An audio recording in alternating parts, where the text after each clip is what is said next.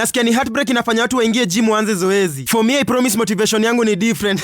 Mapenzi hainiruhusu kufocus cause mid exercise nilikuwa kwa fence za watu na risk maisha yangu kuibia Mpoa maua. Nilitry kuconvince Mpoa tuanze morning runs pamoja. Akanishow yeye hatawezana na mambo ya wazungu. Alipromise tu kunisupport fully. Support number 1, they will always receive me nikitoka Zido. Ama kweli mapenzi hayataki madoido mengi. Maua ya jirani can be the key to her heart.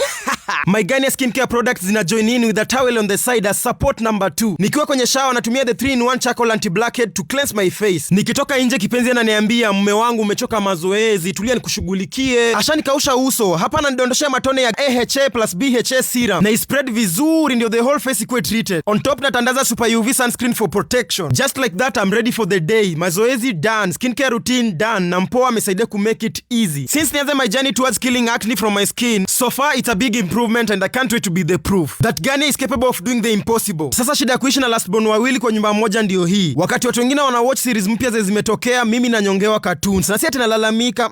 And guys, till the next one. Bye.